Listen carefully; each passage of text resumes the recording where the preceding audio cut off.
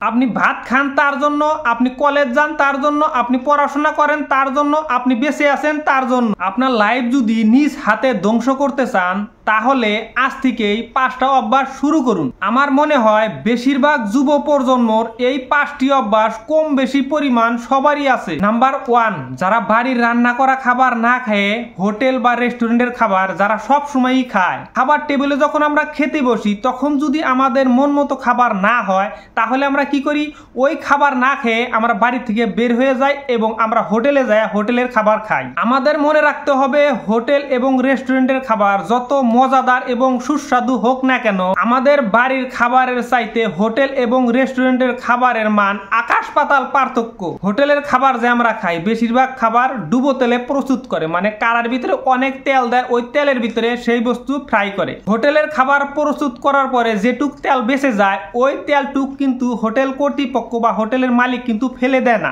ওই তেলের উপর পরের দিন আবার নতুন তেল ঢালার পরে আবার নতুন বস্তু ফ্রাই করে। কিন্তু এইভাবে ফ্রাই করে আছে হোটেল কর্তৃপক্ষ। এইভাবে যদি ফ্রাই করার দিনের পর, সপ্তাহ পর, মাসের পর যদি এইভাবে ফ্রাই করা তেল বেঁচে যাওয়া তেলের উপরে নতুন তেল ঢেলে দেওয়ার পরে ওই ফ্রাই করা বস্তু যখন আমরা খাবো, এই ধরনের খাবার যদি আমরা খাই তাহলে আমাদের শরীরের জন্য কত ক্ষতি হতে পারে, আমাদের স্বাস্থ্যের জন্য কত ঝুঁকি হতে পারে। দিনের পর দিন রান্না করা তেল বেঁচে যাওয়া সেই তেল দিয়ে সব হোটেলে কিন্তু রান্না প্রস্তুত করে না। কিছু সংখ্যক হোটেল আছে তারা অনেক উন্নত এবং তারা স্বাস্থ্য সচেতন এবং তারা ভালো মানের রান্না করে, কিন্তু বেশিরভাগ হোটেলই দিনের পর দিন বেঁচে যাওয়া তেল ব্যবহার করে তারা রান্না প্রস্তুত করে, সেই রান্না আমরা খাই। এই ধরনের খাবার যারা দিনের পর দিন, সপ্তাহ পর সপ্তাহ, মাসের পর মাস যারা নিয়মিত খায় আছেন তারা নিজ হাতে নিজের লাইফকে ধ্বংস করছেন। লাইফ ধ্বংস করার দ্বিতীয় উপায় হলো মনে যেটা চাবো, যেদিকে মন চাবো সেদিকে যাবেন, কারো কথা শুনবেন না, মনে যেটা চাবো সেটাই করবেন। দিন রাত কোনো কিছুই মনে করবেন না, বড়দের আদেশ বড়দের নির্দেশ কোনো কিছু মানবেন না। নীতি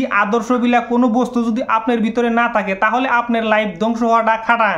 নাম্বার 3, একজনের উপর জীবন নির্ভর করা মানে জীবন ছাইড়া দেওয়া। সেই একজন ছেলে হতে পারে বা মেয়ে হতে পারে। আপনার এমিন লাইফ একজনের জন্য, আপনি বেঁচে আছেন একজনের জন্য, আপনি কথা বলেন একজনের জন্য, আপনি খাইতেছেন একজনের জন্য, আপনি নিঃশ্বাস নেন একজনের জন্য, আপনি ভাত খান তার জন্য, আপনি কলেজ যান তার জন্য, আপনি পড়াশোনা করেন তার জন্য, আপনি বেঁচে আছেন তার জন্য। জীবনে যদি এই ধরনের চিন্তা করেন একটি ছেলে অথবা একটি মেয়ে, তার মানে হলো বয়ফ্রেন্ড এবং গার্লফ্রেন্ডের জন্য যদি এই ধরনের চিন্তা চর্চা যদি করেন, এই ধরনের কল্পনা যদি করেন, তাহলে ওই বয়ফ্রেন্ড অথবা ওই গার্লফ্রেন্ড একদিন যদি আপনাকে ছেড়ে চলে যায় তাহলে আপনার লাইফ ধ্বংস এবং আপনার লাইফ বরবাদ। এটা কিন্তু চিরসত্য এবং খাটাং কথা। নাম্বার 4, সারা রাত জেগে পড়াশোনা না করে মোবাইল চালানো। কিছু মানুষ আছে মোবাইল চালাতে চালাতে ঘুমিয়ে যায়, ঘুম থেকে যখন চেতন পায় হঠাৎ করে সে মোবাইল চেক করে মোবাইলের ভিতরে কেউ কি নতুন SMS দিল কিনা, গতকাল নতুন ড্রেস কিনা, ছবি উঠে ফেসবুকে আপলোড দিছি, সেই ছবিতে কতটি কমেন্ট আসলো, কতটি লাইক আসলো এবং কয়টা শেয়ার হইলো। যারা ঘুম ক্ষতি করে এই ধরনের মোবাইল টেপাটেপি করে সারা রাত জায়গা, তাদের কিন্তু লাইফ ভবিষ্যৎ ধ্বংস। আগের মুরব্বীরা ঘুম থেকে চেতন পাইলে তারা পানি খায় আবার ঘুমিয়ে যাইতো। বর্তমান সময়ে ঘুম থেকে চেতন পাইলে ফেসবুক এবং হোয়াটসঅ্যাপ চেক করে আবারও ঘুমায়। সর্বশেষ নাম্বার 5, আগে যে 4টা অভ্যাস যাদের আছে, এই অভ্যাস যাদের থাকবে তাদের কিন্তু 70% লাইফ ধ্বংস।